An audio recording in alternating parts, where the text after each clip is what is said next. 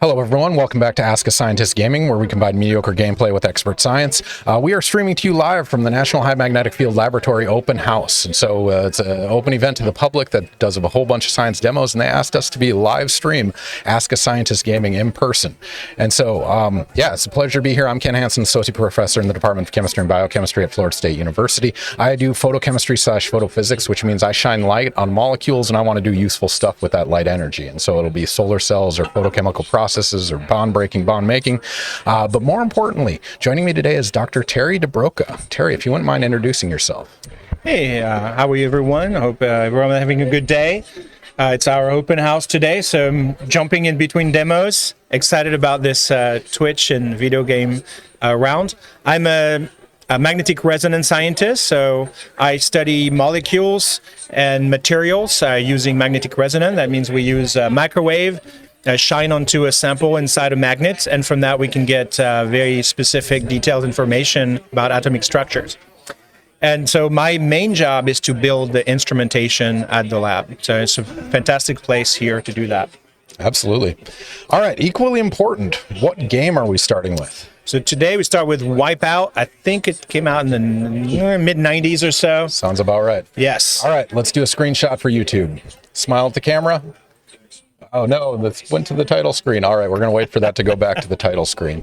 But anyway, yeah. Game has a lot of its own. So we save all these videos. They're up on our YouTube channel. Check it out, Ask a Scientist Gaming on YouTube. But we need a screenshot for the homepage. So we're going to wait for this to load back to the main menu, get a screenshot, and then we'll open up. Ready? Here we go. Smile.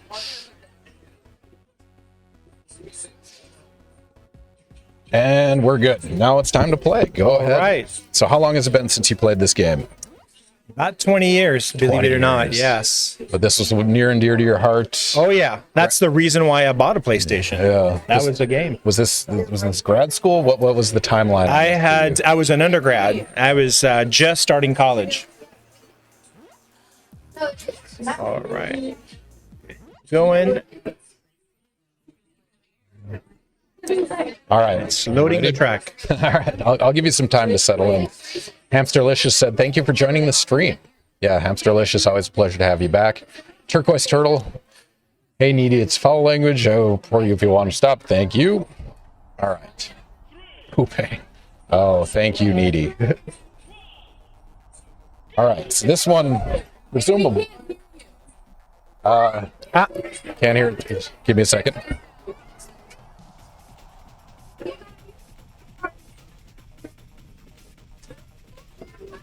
Just so you guys know.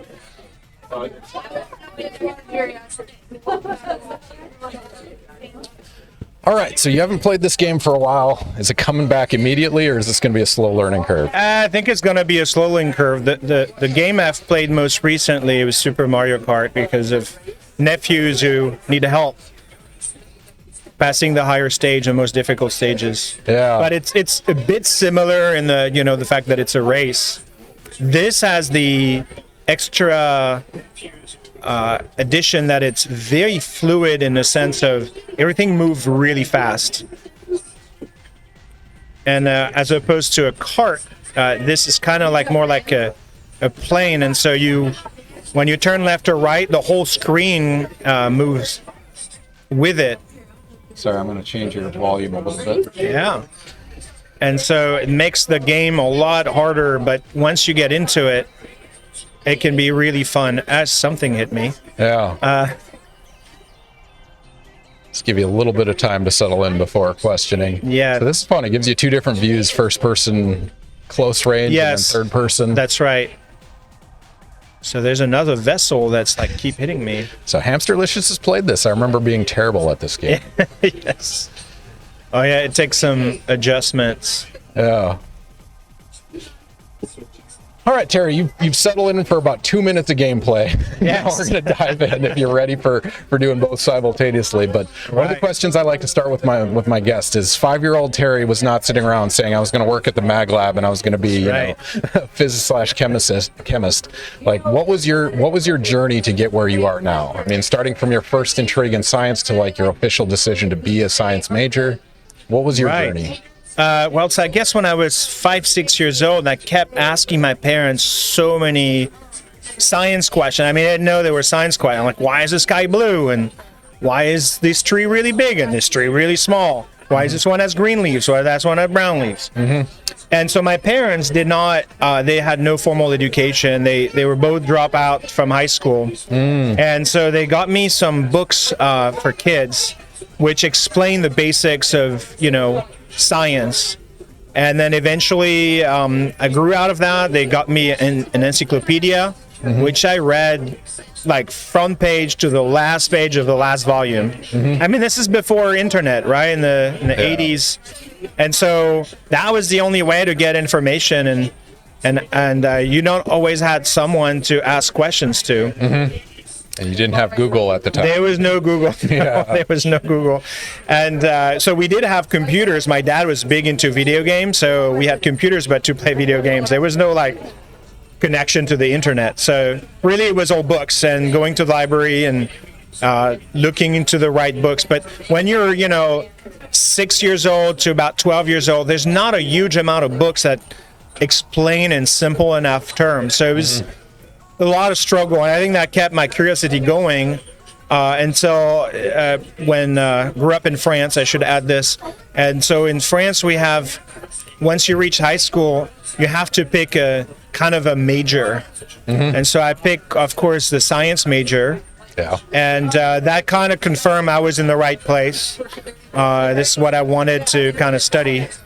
And then went to college and studied physics, and eventually got my undergrad degree in applied physics. And I didn't, I thought, okay, I'm going to have a job as an engineer in a company. And somehow I just run into the right people that were mentoring me to continue.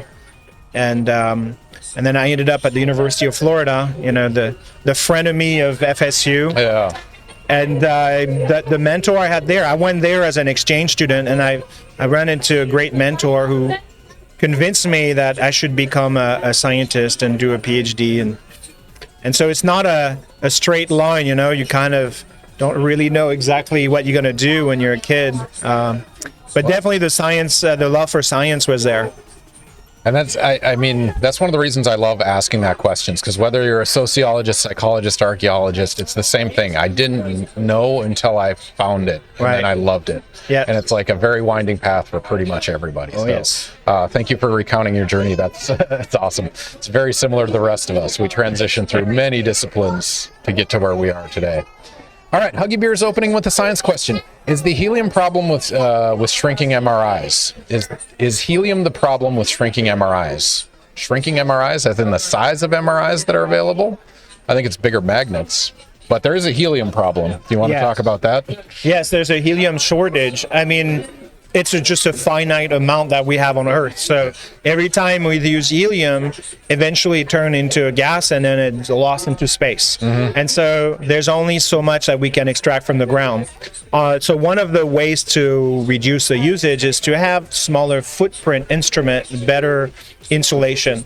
And so at the MagLab, we have MRI machines, traditional nuclear magnetic resonance machines, other type of magnets, and we recycle the helium as much as we can. And so the boil off is, essentially you have a liquid helium that serves to cool the magnet. It goes back into a gas. We recollect this, compress it, and cool it back down by compressing it. And then we can reuse it. And some hospitals are starting to have system where they do the same thing, so they can reuse the helium that's boiling closed up. loop. There are some that are closed loop, So the latest one, and mostly because the price of helium is going up because there's less and less in the ground, right? Yeah. So we are paying more, hospitals are paying more, and so having better materials that make the coil maintain their properties without having to cool so low helps also reduce the consumption. So there's a whole lot of factors that try to improve helium situation. I mean, one of my favorite parts about that makes that an interesting problem is that helium, I mean, it's one of the noble gases, right? It's a gas phase molecule. It's very hard to get in the solid state unless you do high pressure, low temperature. But we get it out of rocks, which is a very weird thing. It's actually a nuclear decay product, and we actually extract it out of the soil, which is kind of crazy. but that's how we get helium, and there's only so much, and if it runs out, we are in trouble because we can't. Basically, helium is used to cool down systems to very low temperatures. I think it's 4 Kelvin. Is that right? Yeah, 4 Kelvin as a liquid, and if we pump on it, we can get like 2 Kelvin pretty easily. Yeah. Yeah. And there's special helium that allows you, one of the isotope of helium that allows you to cool even lower. Oh, that's interesting. Yeah. It's a very small amount in natural abundance, so you have to separate it. Costs a lot more money, and that is definitely as close loop as you can because it's so expensive. Yeah. Yeah, we're looking at getting a helium recovery system over in chemistry because we have so many NMRs, right? We have 6 or 7 NMRs, so. Yeah, luckily those NMRs from when they were built, they are pretty good at consumption, and that was kind of part of the design over the decades of which they've been built, so that they can, it costs less to operate, but it also, as you know, being finite, the amount of helium. Now we're at the point where the price of buying new helium each time you need to add and not recovering it is becoming more than recovering it. So it's kind of a good incentive to recover it. I mean, it's just like everything that become expensive, we're just more careful with it. Yeah. Well, I mean, at some point it becomes more cost effective to recover than buy new. Which is when recycling might actually take a foothold. That's right. Yeah. So Hamsterlicious says, so I shouldn't inhale helium to make my funny voice. I mean, you can, not for very long, because if you keep breathing helium for too long, you're just going to pass out. Like the lack of oxygen will. And what's very weird about this type of way of asphyxiation, I guess, or apoxy, when you don't have enough oxygen, is that our bodies do not feel it. You will not feel like you're lacking. You're breathing normally, but you're just not getting oxygen into your lungs and into your brain. And within a very short amount of time, 30 seconds to a couple of minutes, you're going to pass out just because your brain doesn't get enough oxygen. And unless you have medical attention right away, you're not waking up. Yeah, that's underappreciated. Like most of that signaling we have when we're not breathing, the panic we have is from the CO2 getting in our bloodstream and making carbonic acid. And like helium, you don't have that CO2 byproduct. It's just like, it's the absence of oxygen that actually suffocates you, which is pretty crazy. All right, Huggy Beer followed up. When we achieve fusion, that creates helium, right? If you from hydrogen.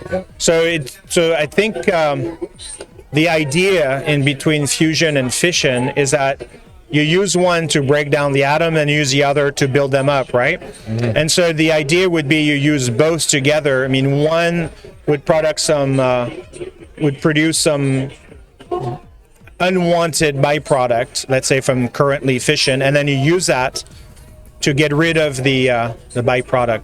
I don't think we would like take water, break it down, form hydrogen, so then we can form helium. So maybe one day that might be efficient, but it's not necessarily the most efficient way to make fusion useful. Yeah. No, this relates to one of my favorite things is that, alchemy back in the day was the idea of taking lead and turn it into gold. Yeah. Turns out we can do that. We can use particle accelerators and actually turn lead into gold. Scientists can do this. It's just not cost effective. You're better off digging up gold but we can do it. In fact, that's how we make new elements. The same way you turn lead into gold, we can make, 118 nuclear weight elements. And that's how nuclear fusion works in a particle accelerator, which is pretty cool.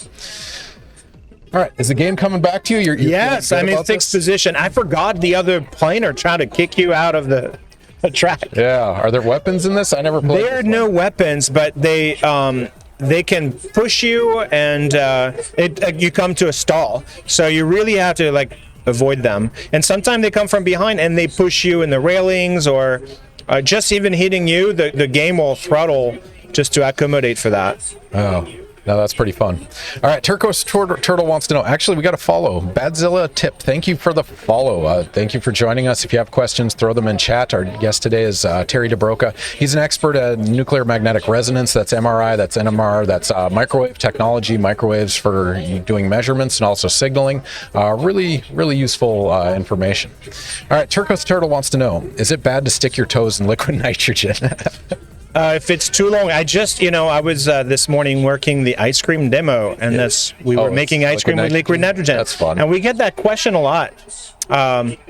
And so the short answer is no, it doesn't hurt until about 30 seconds or a minute. Mm-hmm. And because at the beginning, when your toe or your finger is in liquid nitrogen, it boils right away off of your skin, so you have a little gas layer that protects you, but it only, eventually your skin will cool down, and then the liquid would touch it directly, and it will cool down very fast, and that's bad.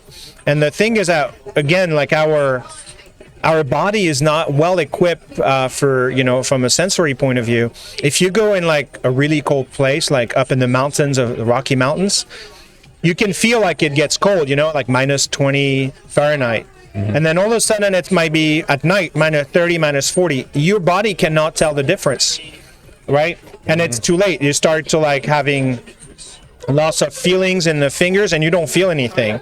And so this is a bit dangerous. And liquid nitrogen will do the same to you, except that it will go much, much faster. So you would feel a tingling and then nothing, numbness. And so this is where you have a risk of losing a finger or a toe if you put your toe in it. That's it's the Leidenfrost effect, right? The gas, right. The boiling, the buffer layer. Good memory of that. Yeah.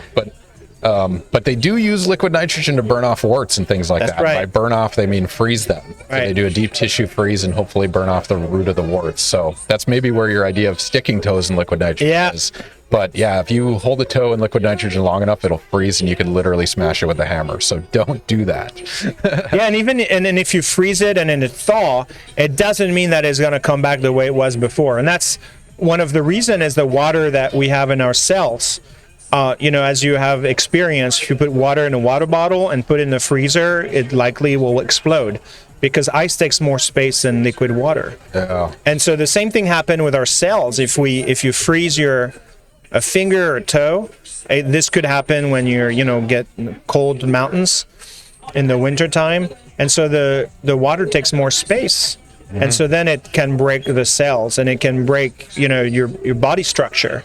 And so even if you thaw it, it may not recover. You may have too much damage that your body is just like, nope, too much damage, we're not repairing. And so you have necrosis and you lost a finger or a toe. And not only does it expand, but it really likes to crystallize in like a shard, it essentially goes inside the cells and just shreds them. And this is one of those things that this freezing human heads and recovering them later, sorry, if you froze it by standard means, it's not coming back. You have to add cryoprotectants. We have this problem when we study samples that are biological nature. Like if you study a protein to understand its shape and size and function, mm-hmm. When you need to freeze it to study it, we have to add cryoprotectants, chemicals, essentially to prevent the biological sample from getting the damage that would be similar to us if we froze. And so I guess you could inject someone with a cryoprotectant and then hoping to freeze them, and then when they thaw, get back to normal. Maybe a biologist could tell us if that's even possible. Speaking of biology, a turquoise turtle wants to know, do you believe in evolution? It doesn't matter what I believe. The science is what it is, right? Yep. So it's just how nature works. That's the description we have of nature. That's for sure. Yeah, I need to express to the general public just how well accepted evolution is in the scientific community. You'd be hard pressed to find the scientist that doesn't accept evolution as the best descriptor for the progression of life on Earth. I have a little anecdote from a few days ago. Yeah. So I was talking to a colleague in one of our division, and she's a biochemist by training, and we were talking about mold. The kind of mold that grows when you have too much humidity in your house and your bathroom. And so I was asking her, hey, do you ever use mold to grow bacteria, to grow proteins and biological material to make sound? She's like, no, they evolve so fast, meaning that the evolution is so fast from one generation to the next, and they evolve so fast that it's very hard to keep the same genetic material, so that when you make samples out of them, they are all identical samples. They evolve too fast. So that's like an interesting, and that's kind of a way to know. People ask, like, how do you know evolution? You know, humans have, it's so slow for human, but there are flies and bugs that you can use that evolve really fast, and then obviously there are some organisms like mold that evolve extremely fast, and so you can observe that at home yourself. So Huggy Beer wants to take us back to MRIs. What is needed to make them smaller / portable? Oh, that's a very good question. So first, you want to avoid having to use helium. So the way to do that is to work with lower field magnets, and particularly permanent magnets. Everybody has little magnets on their fridge, and so there are permanent magnets that are made of rare earth elements, and those could be strong enough that you can have a portable MRI machine. And so from those portable MRI machine, you could have them on a truck or a van, and then go to different neighborhoods, and so then you don't have to go to the hospital to have like a large size MRI. So I guess follow up on that. What's limiting the size of MRIs? The human body. I mean, you need to be able to fit. So you can have a small MRI machine. Actually, there are small MRI machines where you put only an arm or a leg in it. But you can't scan, the torso. You cannot scan the head. So you have different size MRI for if it needs to be ultra portable, and you only like imagine, football game, American football, that is. I don't know how international your audience is. We'll see. And so you would want to have like a portable X-ray machine and portable MRI, just so that you can scan limbs, right? Like you have a player that look like he may have a broken legs or a torn ligament, so you want to be able to assess that right away. And this would be kind of a cool device to have, a little portable, and it would be small enough, big enough just to a leg or an arm could fit through, but small enough that it's still portable and like you can bring to the side of the field. So Huggy Beer. So it is possible with current materials to do that? Probably is. It's just it is possible. I mean, there are people that are actually building such devices, and then it's up to kind of private companies to find a way to make money out of it. Otherwise, they won't produce like easy portable. It has to be user friendly, so doctors, they don't need to be engineers. They can just focus on collecting an image, looking at it, making a diagnostic. So it's not just having the device. It's also because it's a lower resolution device, because it would be smaller, lower field. The images would look different, right? So the doctors would need to be trained, so they are used to looking at essentially a lower resolution MRI image, like they would have at the hospital. And here at the MagLab, we have the highest MRI machine in the world in terms of magnetic field. What's the field on that? It's 21 Tesla. 21 Tesla. So to give you a sense, most hospital MRI machine works at 1.5 Tesla, and essentially the resolution or sensitivity, I should say, at least the sensitivity goes linearly with the field. So higher field, higher sensitivity. We also have higher gradients that allow us to have more sensitivity or resolution. And so then you can image really small things. I have a colleague that images flies, the bug, and particularly the head, the eyes, so they can study very, very small body parts because you have the resolution, and they can do the very, very fine imaging. And so that's really cool. The machine is really large because we need the size to make a very high field. Unfortunately, the bore is small. It's too small for a human or even an arm, but it's big enough for small animals. And typically the animals are just put to sleep, and so then we can image them. And that's what we do. Well, so a large contributor to that size, correct me if I'm wrong, it's not the magnet itself, it's the cooling system and the shielding. That's right. So like room temperature superconductors, if that comes to fruition, presumably that solves a lot of this. So whatever material you use, right? You can take a piece of copper wind it and run some current in it, and you're going to have a magnet. The limiting factor is how much current you can push through, right? So if you have a great superconducting material, which is usually cooled down, you can push more current. And the closer to room temperature you are, the less current you can push through. And so that's kind of what limits the field, which is proportional to the current in the coil. So that's one of the limiting factor, but you could technically build an MRI machine, just would have lower resolution. So I realize this is a little bit out of your domain of expertise, but room temperature superconductor, do you think it's possible?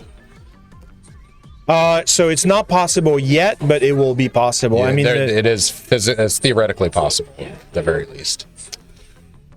So it is. So until somebody fabricate the material and demonstrate that it's possible. So we have, and I say we, one of my colleagues Yes. has, We, the MagLab collective. people in the physics world have, somebody has demonstrated room temperature superconductivity, but it's under extremely high pressure. Like gigapascals of That's the right. yeah, And so you can, once you understand that, now by chemistry, you can also create internal pressure to a material. And so the hope is that we can make some chemical compound that will have the internal pressure and the stress on the atom such that you would be superconducting at room temperature and atmospheric pressure. I mean, that's one of the avenue of studies. Yeah. And it's like they like compress helium and hydrogen and get all sorts of weird. Yeah, that high pressure stuff is really fun. Yes. All right. Hamsterlicious wants to know, I have a question on MRI image construction. Is the image reconstruction method similar to reconstruction methods used in CAT scans? I mean, so it looks at water relaxation, if I'm not mistaken. Yeah. So I'm pretty sure I don't know very much CAT scans. So MRI are made, usually they're phase encoded, right? It's the gradient gives a pulse, so you have a different field at different position along the length of your body. And so if you go into 3 axis, you do the same thing, then each point in your body is looking at a different field. And so from there, you can rebuild the image from that encoding. If I'm not mistaken, CAT scan is a moving detector or a lot of detectors, and each detector is sensing It's a different emission. angle. Yeah. So it's a little bit different on how it's done. But both useful techniques that see different things in with different degrees of clarity. So that's kind of fun. All right, so a few questions we like to ask our guests. We talked about your winding path towards the career you're in now. Was there a I made it moment? Like, now I'm a scientist, now I'm accepted. It's about to happen. It's Ask a Scientist Gaming, obviously. Right. You're a guest on this. It's kind of a series of moments where you feel a little bit more comfortable about the field that you're doing. So within the working in surrounded by scientists, and everybody has the same, and I say the same background. Everybody has studied for a decade in school. Everybody feels, that they have their niche that they're really good at, but you don't really feel on the inside that you've become good at something. And it's only when you go outside. So I do occasionally work for companies that ask me very technical question, or how to measure this, or how to sense this.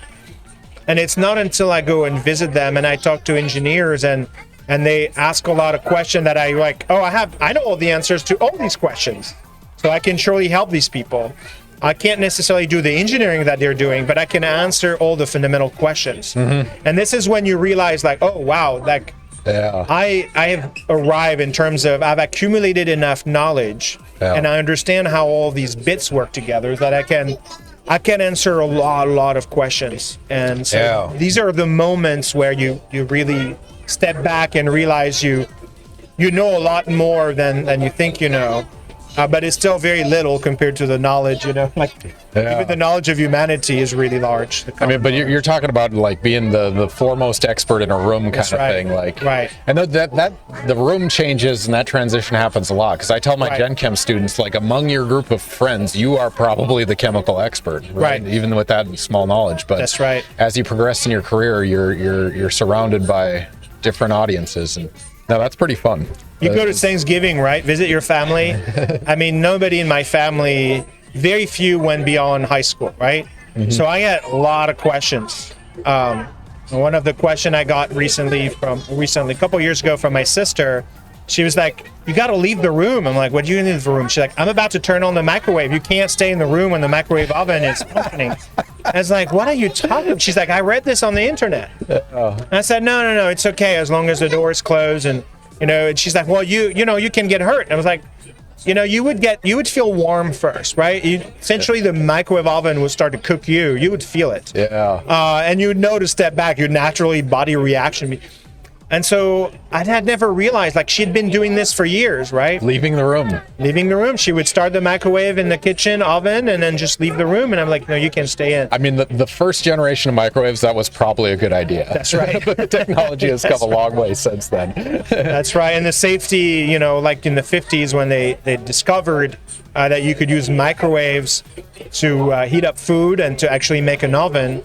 At the time, safety was not priority. I mean, it's evolved a lot. Think about it. In the 80s, when I was bicycling, you didn't wear a helmet. Yeah. I mean, it came, a decade or two later. So really, it took a long time. It's the same X-ray machine. The first X-ray machine, they realized, the film is getting blurry because we have the X-ray continuously exposing the film when we don't want to. So you think they would put the protection around the source that generate the microwave? No. They put the protective equipment around the imaging detector, the film. And so for, I don't know, about 2 decades or so, people were getting exposed to X-rays because the source was not protected. Yep. So the safety was not really a concern at all. And these were scientists. They were the brightest at their times, and they were still like making some very basic mistakes. Yeah. Well, in retrospect, basic mistakes, but back then they didn't know, right? Like, but mercury and radium and But because they didn't even think that you could have an issue with too much exposure to X-ray, and they were like, no, we're gonna protect the film. Like, you have two options, right? Protect the film or protect the source. And they picked protect the film. Yeah. And that kind of amazed me, and that tells you scientists makes a lot of mistakes too. Ninja physics. This whole conversation makes me feel so grateful. I took solid state physics class in grad school. So much happens with electrons that I wouldn't know about otherwise. Yes, electrons are important. I agree. I love it. All right, so Huggy Beer has redeemed Request a Factoid. And Terry, I didn't tell you about this, but they get imaginary internet points for watching our channel, and they can use those points to buy things. On Wednesday nights, it makes us buy a drink of alcohol. But for this stream, Huggy Beer has requested a factoid. So is there like a knowledge bomb you'd like to drop on the audience right now? A knowledge bomb. Oh my God, I haven't thought about this. Like if you were teaching a class, it's like, oh yeah, also, this is an interesting thing. That is a good question. I have to think about this for a second. Yeah. Oh yes, here's a little example. So our cell phones use microwaves to communicate with a cell tower, right? Yep. It's the same with a satellite dish for your TV. So it's TV, satellite dish, a little higher frequency than our cell phones in our pocket. And right in between the two in terms of frequency is the microwave oven. And people like my sister, quite scared of microwave oven because, they bake stuff. But nobody thinks about it. In our pockets, we have a microwave source. Yep. And so there's, it's so ubiquitous. It's like in our daily life, we don't even think about it. But microwave is everywhere. Yeah. It's hard to grasp. Like, hitting me right now. You don't really think about it. It's one of those things. Small dosage, okay. Too much, bad. I think if it was a high dose, because the microwave, they don't have a big penetration depth in water, they essentially would stop at the skin, but your skin would get red, warm, and you would feel it. If your cell phone was emitting too much microwave on your legs, if it's in your pocket, you would feel your leg get warm in some spots. So. but it used like milliwatts of power, so it's not compared to about a kilowatt, 1,000 watts for a microwave oven.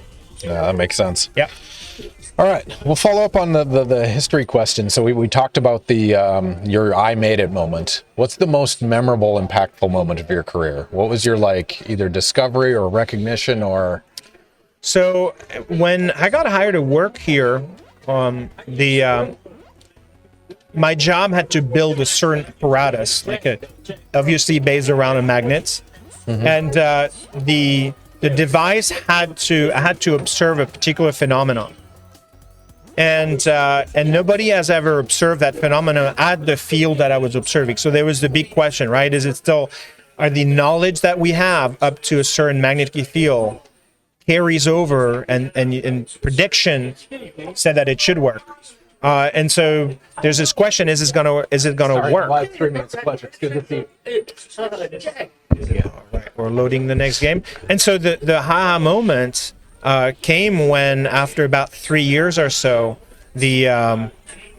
I was able to demonstrate, after building the instrument, setting everything right, finding the right sample, setting the temperature right, setting the microwave frequency right. I finally got it, and it was like a random Monday night at midnight. I had worked so hard that day. I was like, oh, everything is working smoothly. I'm gonna keep doing measurements, and then all of a sudden it start working. And for about 3 days, so it was. I can even tell you the date because it was around Valentine's Day, and I thought, what a nice gift to myself. Was it really a Monday? You remember the exact It was day? a Monday, the Monday night. This when it happened, and then Valentine's Day was like a day or two later. And I remember I continued the experiment for 3 days, keep improving, and I thought, wow. And what's weird is that Monday night, you're by yourself. There's nobody to celebrate with. And it was really strange. Yeah. So what I didn't tell anybody. The whole next day, I see colleagues, and I was like, I'm going to keep it for me for 1 day. I'm not going to tell anybody about my discovery. That was just yours. That's right. And I'm like, I'm just going to enjoy this. And then eventually I was like, all right, this is what I did. This is the result I got. And I've been improving it for the past day. That's awesome. And now I can tell you about it. What did you measure? Was it something important, or was it just a standard? It's a very well-known experiment, but nobody has gone, to that field. Yeah, that field. Like, I essentially double the field at which the previous record was held. And so it was. We knew that it was going to be difficult. The theory predicted that it would be difficult because the effect gets weaker as you go up in field. And so why would you want to go up in field? Well, you still gain resolution, and that was kind of the big reason why we wanted to do. So you gain resolution, but you lose sensitivity. And then the next question was, okay, if you have that high resolution, how do you recapture the sensitivity? And so I've been working on this question for another 6 years now. And I got an answer to how to recapture sensitivity. It only took 5 more years. Welcome to science. Yeah, exactly. Things It's a take process. a long time. It's a process. Yeah. And the theory was right all along the way. What was really difficult is engineer it so that you could follow all of the parameters that the theory would tell you to set. They'll say, you need in my case, I work with fluids, the viscosity needs to be really low. Well, to work with really low fluids, really low viscosity fluid, you typically take a gas, you pressurize it becomes a liquid, and then you have a low viscosity fluid. But not every fluid is transparent to microwave. They have to be transparent to microwave. Not every fluids dissolve the molecules that I needed to study. And so at the end, it takes like years to figure all this out. Nobody has the measurement. Nobody has done these kind of tests. Yeah. So you have to do tests to figure out what sample holder can I pick. What sample holder can hold the pressure for the gas that I'm pressurizing so that it can stay in the liquid state. So all of these questions, they needed the answers first. So you spend a lot of time doing experiments so you get knowledge so that your actual target and goal experiment can be performed. And not by luck, not like try and error, but actually by really setting things up the right way. Picking the right material, picking the right fluid, organizing the right sample, knowing what temperature it should be operated at. Yeah. And then you get that moment of exhilaration after years of grinding at a problem. Yes. Welcome to science, ladies and gentlemen. Welcome to science. It's hard. All right. So a question I like to ask guests: what is your airplane conversation like? Someone's like, "What do you do for a living?" And you say, So I work at the MagLab. Luckily in Tallahassee, "People know." a lot of people know because of the open house, because we do tours of high school, middle school, come here. When I'm outside the MagLab, I say, you know, I'm a scientist, I do physics. And then from usually the question from the people, I will be more or less a certain depth, right? Yeah. Give more or less details. And usually my go-to way is to say, okay, if you know what an MRI machine is, the imaging. So I do the molecular part of that. So essentially the machine that I built it's technically an MRI machine in the sense that I can do images, though I don't use it to make images. I use it to look at molecules and just the molecule signature. When you do an MRI, you're looking at essentially water and the hydrogen atoms that are in water. And I look at any molecule that respond to the phenomenon that I described earlier that I was searching. And so there's a range of molecules that work well. And so I use those molecules as a probe or as a tool to see if the effect that I'm studying is going the right way or not. So Ninja Physics has an interesting, kind of a specific question. What's the ideal viscosity of fluid for it to be good working fluid for circulating in a system for cooling something? Like if you're going to use a cooling liquid. So most of your cooling is gas. Okay, so right. So the being very low viscosity is very helpful, but the heat capacity is probably the most important parameter. So it's going to be a combination of heat capacity. So the heat capacity, and the way I visualize this is when you bake in the oven, and then you're roasting something, but then there's a part of the cooking process where you may use aluminum foil. And so you cover your food with an aluminum foil in the oven so that it doesn't get overburned on the top. And then you can open the oven that's running at 400 degrees. The foil is at 400 degrees. You can touch it, take it out of the oven without burning yourself. And the reason why it's possible is first, aluminum has a low heat capacity. That means it does not accumulate a lot of heat within it, which means when you touch it, it doesn't give away a lot of heat to your fingers. The second part is that it's very thin, so the amount of heat per unit mass times the thin amounts that you have in your hands tells you that the heat capacity is extremely low. On the other hand, water has a very high heat capacity, and so a small amount of hot water will burn you because your skin does not have the capability to absorb that heat before it gets burned, right? So the heat capacity for cooling fluid is extremely important. And that's why when you think about original AC systems, fridge, we use like molecules that were not really good for the environment. CFCs, ladies and gentlemen. They had great heat capacity. They were easy to compress and expand, and they expanded easily, controllably. So they had all these other properties beside the viscosity that made it, kind of ideal. And then we realized they were bad for the environment. So then we like, okay, what's the next best thing in terms of, the viscosity, the heat capacity, and environmental the pressure impact. range. Yeah, environmental impact. Yeah.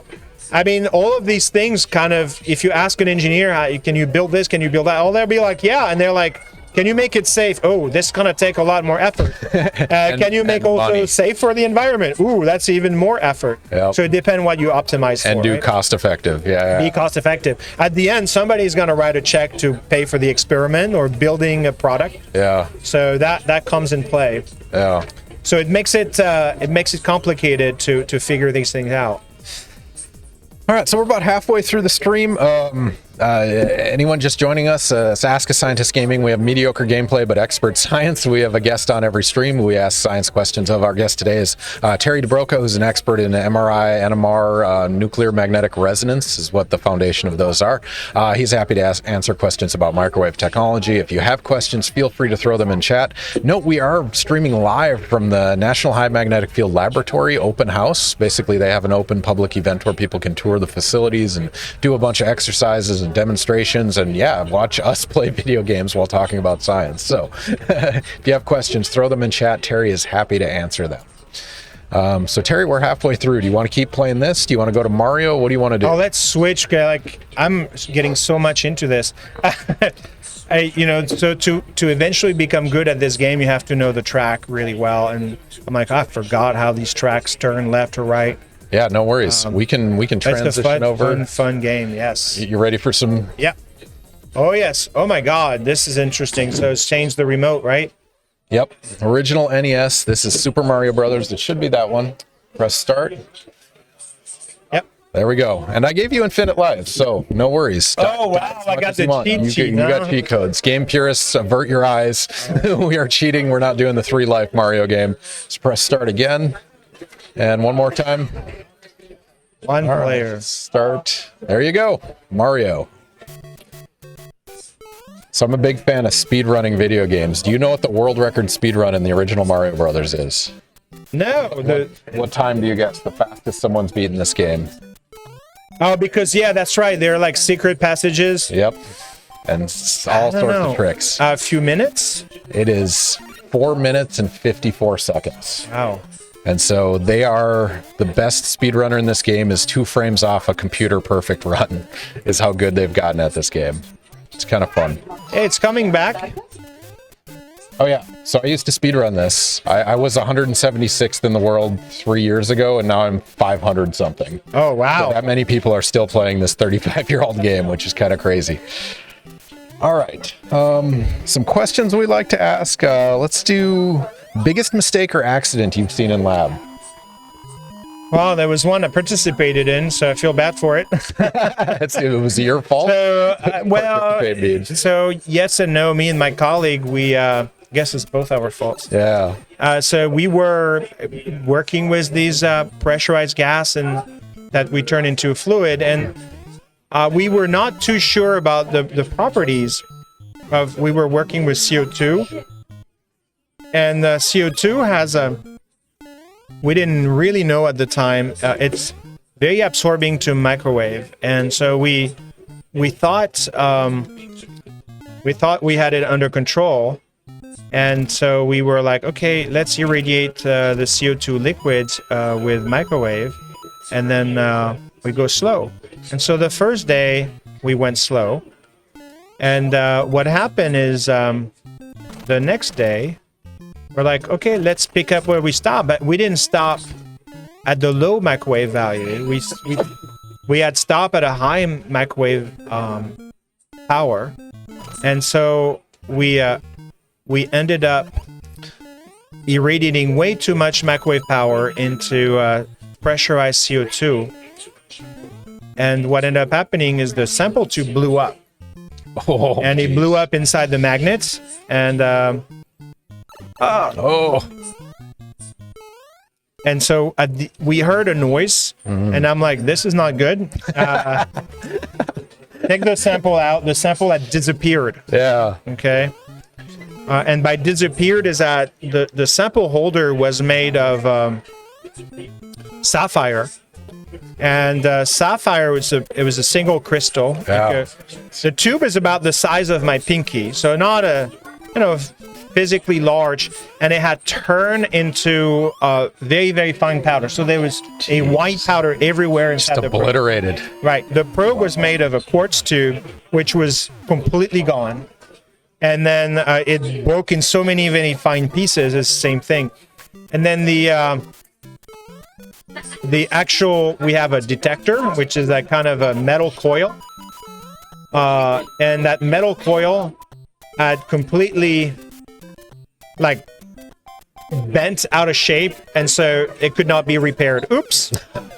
So my mistake did cost us about $5,000 to replace the damaged coil, because only like 2 companies in the world make them, and they're really difficult to make, and they're really designed for very specific applications. And so I was like, oh, just had a $5,000 mistake right there. Is that the most expensive mistake? Yeah, I think. Oh yeah, recently I broke a microwave source. You know, $6,500. okay. I just paid it, so I was like, oh my god, I just did this. What an idiot. That's brutal. I misread units on a screen, and then I essentially put too much microwave into a detector. To the general audience, science is expensive. A lot of very specific instruments that are very accurate what they do. Ninja Physics, appropriate use of the OSHO emote. Thank you. All right, 2 questions from the MagLab. How are you so good? Shout out to your gameplay. People are impressed. So good at this game? Yes. Do you know I haven't played this in 30 years? I believe it. I played it so much. It's in your memory. Yeah. My sister, my cousins.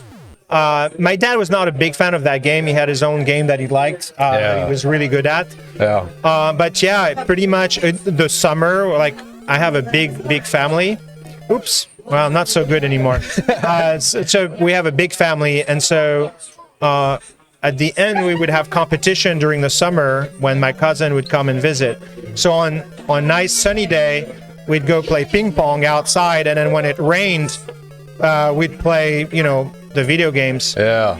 And then the parents loved it because we were quiet, right? We're like all watching one person play at a time. Yeah. Especially at the Beanie, we only had one remote. It was the time where you had to pay for each remote, extra remote. Yeah. Controls.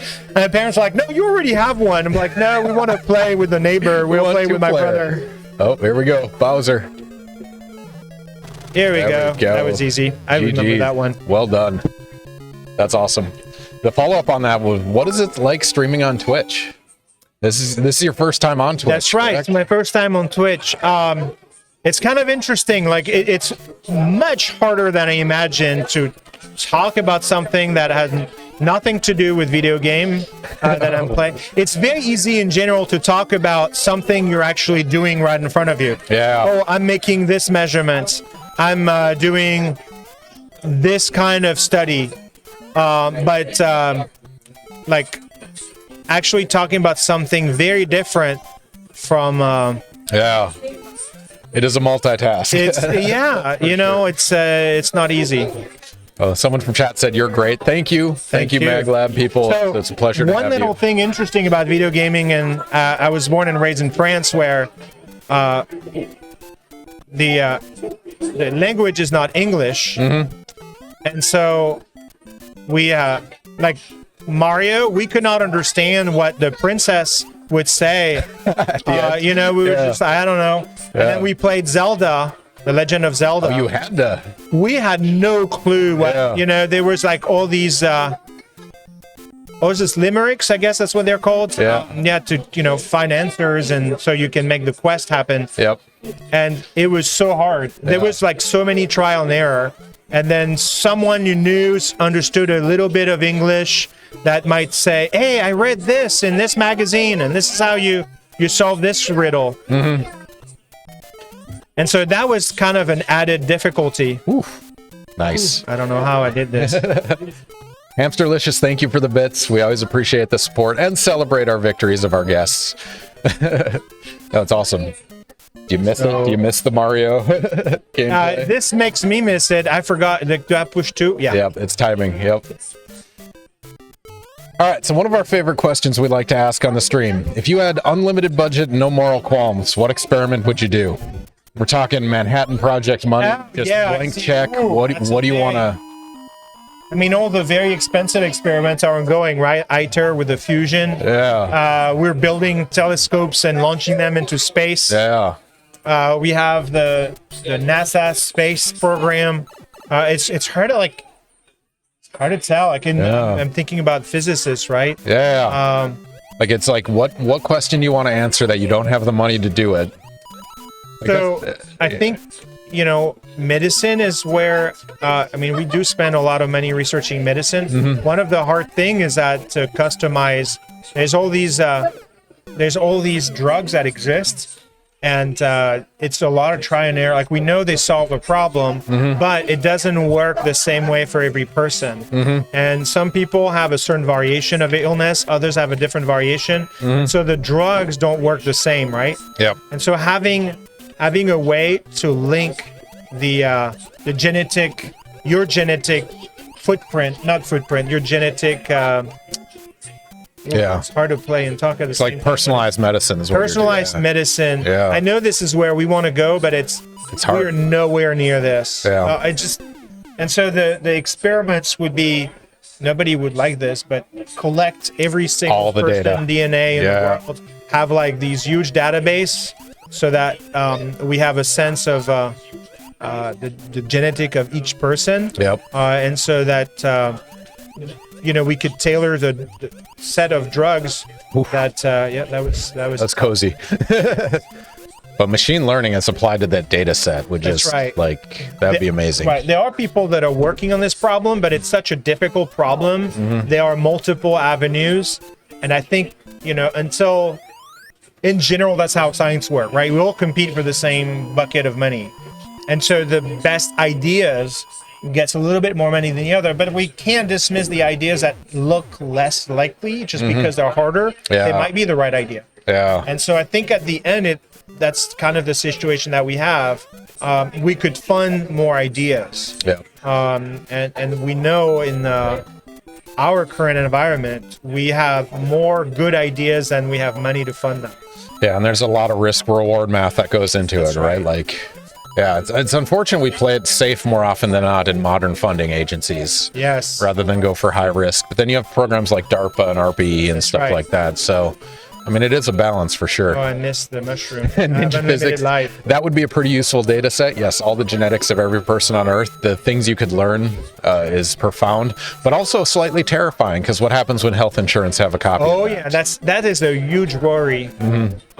So the U.S. is the only country that works the way they are with their healthcare. Yeah, no, that's true. It's only a problem in the U.S. Yeah. I went home Christmas, and I went to the doctor, and the doctor's visit was 25 euros, not my copay, the entire bill. Yeah. And so here I go to the same GP, general practitioner, and it's like $150. Yeah, that's just the copay. And the copay is like $20 some. Yeah. Right? And it's just crazy expensive.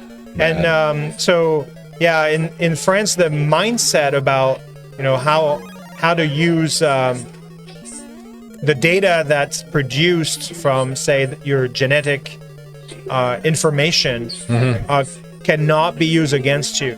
It's just there's no doctor that would a bit too quick there. So it's just a mindset, right? On how to proceed, how to use that data. So the one thing that I wanted to say here, so you were talking about, like risk reward ratio and cost of science. And so at the MagLab, we have certain type of experiments that are in very high demand. Oh no, so close. I should have waited. And so we have more people that want to do experiments than magnet time available. That means we can't. It's about some magnets get a ratio of about 1 to 2. For two requests, we can only accommodate one experiment, right? So choices have to be made, and the question is, well, how do you decide which experiment is more important? And the answer is yes, easiness is the experiment will lead very quickly to new discoveries. But then we have experiments we have no idea how important they are, and so what we do is we keep about 20% of the time. Oops. Felt that one. About 20% of the time, is kept for very difficult experiments. Oh, that's fun. You allocate a specific high risk, right. high reward. That's right. That's fun. Had it. That hitbox. Ouch. So yeah, we Rage. try to reserve a certain amount of time for experiments that are difficult. Yeah. But we scientists don't have a good sense of how important they are. We just don't know how rewarding. We think that they could be a high reward, high risk, but so we want to make sure we give some opportunity for experiments that are difficult. That's pretty much the principle. Well, my favorite example of that, probably the most expensive experiment in human availability right now, is the Webb telescope. Yes. Right, like the physicists wanting time on that to take snapshots of who knows what. Right. Like the Hubble Deep Field image, where they're like, we're going to point the most expensive telescope on Earth at an empty spot, and we're going to look at it for a given period of time. Beautiful imagery, but it could have been nothing. Oh, there it is again. I'm gonna Brutal. keep losing at that stage, huh? No worries. Yes. Infinite lives. Yes. I appreciate that. No problem. All right. Another question we'd like to ask on the stream is you're an expert in MRI microwaves using that technology.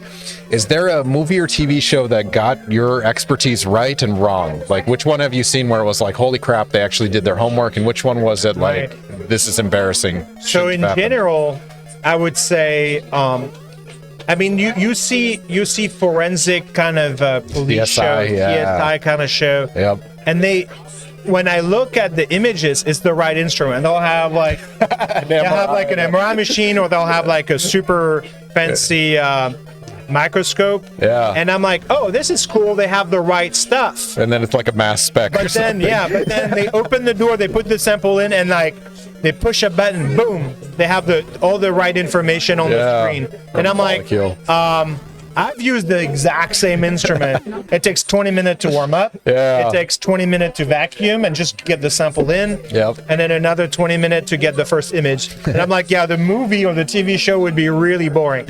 So the time scale of things, and I get that's just, for the purpose of the show. Yeah. So that is usually very, very wrong. Mm-hmm. They're like, oh yeah, they got a blood sample, they got a sample that they collected from the floor, and boom, they give it to the scientists in this lab, and the next hour or the next day they have a result. I'm like, no, people sleep at night. Yeah. And, it's gonna be some hours until things are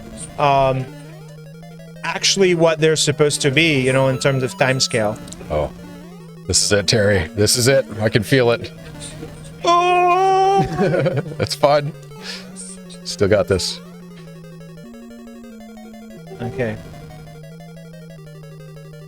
So you can run under or go over the top. Oh. How did that happen? I thought I was there.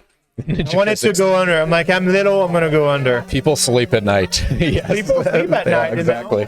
There's very few 24-hour DNA processing facilities. Right. I don't know if there's even one. I doubt it. Maybe some forensics labs would do that, but not many. And the thing is that all of these techniques are, like, there are machines, but there's a craft about how to best use the machine, right? Mm-hmm. So at the end, it's important to have, hitbox, the right person for the job. Fun factoid, it's only the front of the fire that kills you. The back end, it doesn't even recognize. Oh, I see. The hitbox is very small. It's weird. And everyone in the audience over the age of 35 feels this viscerally. Yeah, and the music always gets me too. It's like, it's like pretty. Yeah. I have been stuck on this with this guy for a bit. No worries. We got 12 minutes left on the stream, so I know that's make or break, commit. All right. Another one we'd like to ask is there's all sorts of controversies or misinformation in general. Just related to your expertise, what is the anti-vax / flat Earth equivalent of your area? What do you see where you cringe? Right. It's the microwaves. So the microwave, the cell phone causes cancer because of the microwave close to your head. Yeah. Using a microwave oven will make the food, different than if it's heated in a pan, and therefore will get you sick. Yeah. There are a lot of those. There's one that's kind of funny that is, working at the MagLab. People ask always, does you guys control the weather? Yes, I asked Laura about that one actually because it's always on Reddit. Like, yes, they'll take screenshots where the storm is not over the MagLab. That's right. That's right. And so I know why. Yeah. Where this comes from, right? Yeah. And the way, why is this guy already here? Oh, he's coming for you. And so,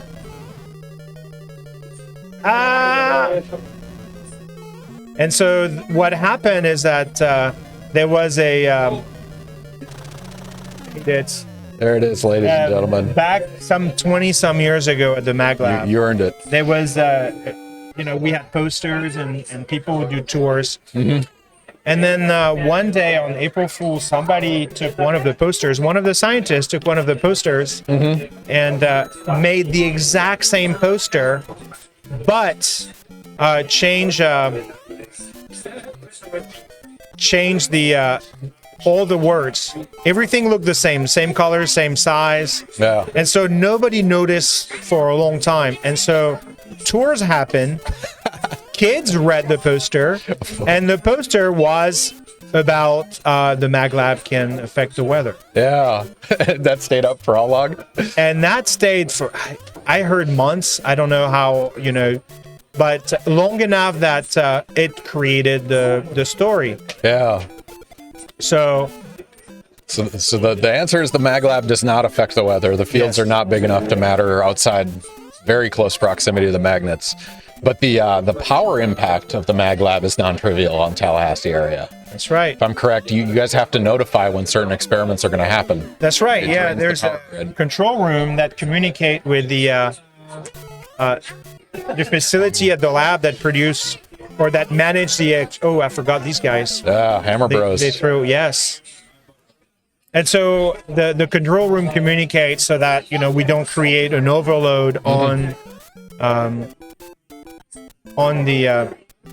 the grid. Yeah. Oh no! Ooh, Nice. Barely made it. Veteran. Nope, too fast. Was going too fast. It's a lot of power though. That's a lot it's of it. megawatt. So it's so kind of in a better units is a number of houses that it represent, right? So roughly the MagLab consume enough electricity, or that would power about 20,000 homes. Wow. And it's roughly only really like 4 or 5 people in the whole lab that consume all that power. Yeah. Even though there are like hundreds of people in the lab, only certain experiments. So it's the really high field magnets. They're the high field magnets, and so they consume a lot of that energy. And that energy, actually, in terms of magnetic field, is really small. A lot of it is lost in heat, right? So essentially it goes into copper plates, and these copper plates are getting warm. That's where the current goes into. And so one of the ways to manage that heat, Whoa, he came for you. I didn't know that they would turn around. I forgot about this. It's getting harder and harder, huh? And so what happened is that we consume all that electricity. That electricity produces a magnetic field, but the bulk of that energy is then transformed into heat. And so we're using cold water to heat up. Here we go.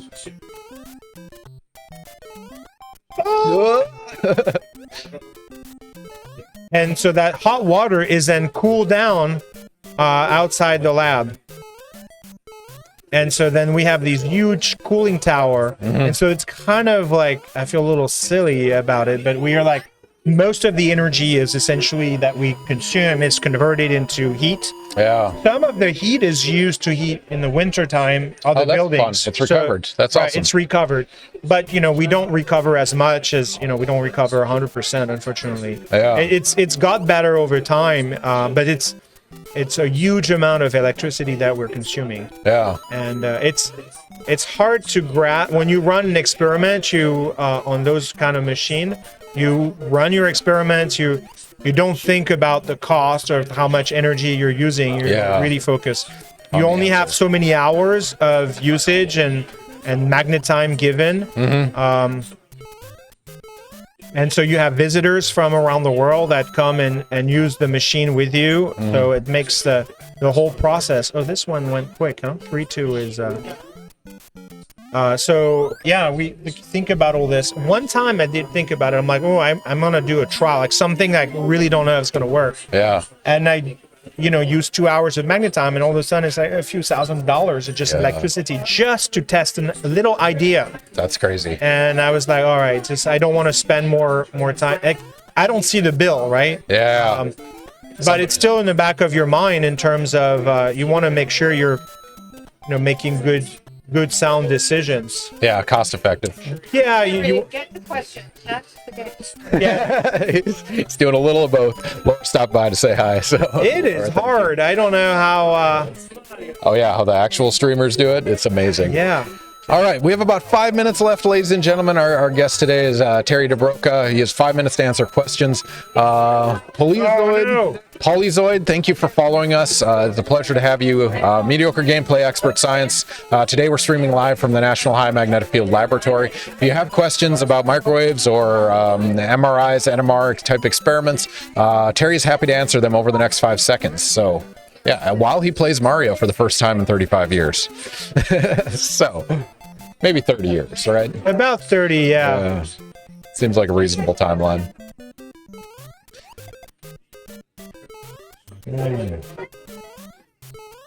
Man, is there any? I sent you a list of questions. Is there any that you're excited to answer? What's your favorite equation? Do we even have a favorite equation? I mean, Fourier transform. That's your bread and butter in NMR usually, right? That's right, and it just happens to be I have a degree from University Joseph Fourier. Nice.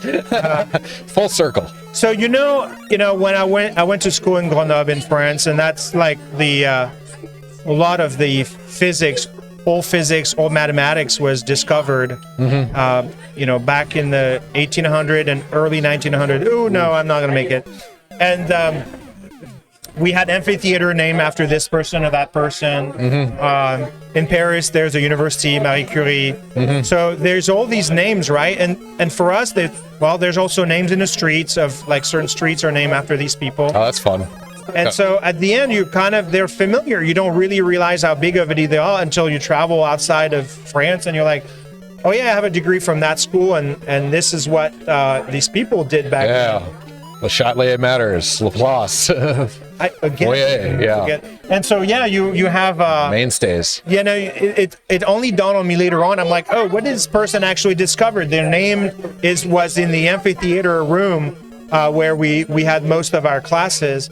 And I look it up. I'm like, oh, he got the Nobel Prize for this. He got a Nobel Prize for that. And I was like, oh, they're a much bigger deal in science than I ever thought they were, right? Yeah, well, that's fun. And these were like the normal, things around. So it was it's an interesting things to realize.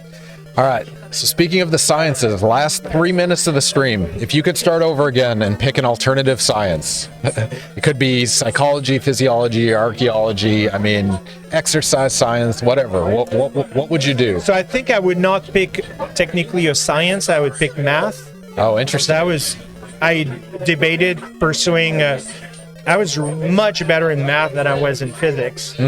I was also very good at sports, but not good enough to be a professional athlete. I tried though. And so I was like, okay, science is going to be. And math was my first choice. But then I realized I'm going to be stuck in front of a computer all day. And so I'm going to do physics. I can do experimental law. Now I know that you still spend a lot of time in front of a computer all day because, the machines that we use are controlled by computers. Yeah, exactly. So yeah, it was. I think I could do math. Like I would be happy doing math. I like it. All right, last try. Here it is. No pressure. No pressure. Oh man. Bowser. This is redeeming your childhood right here. Yes.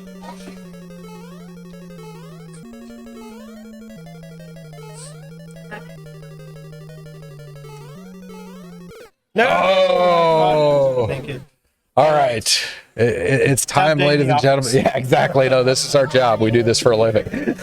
All right, everyone. Thank you, Terry. Thank you for joining me. It's been a pleasure to have you on stream. It's been awesome. It's been fun discussing things with you.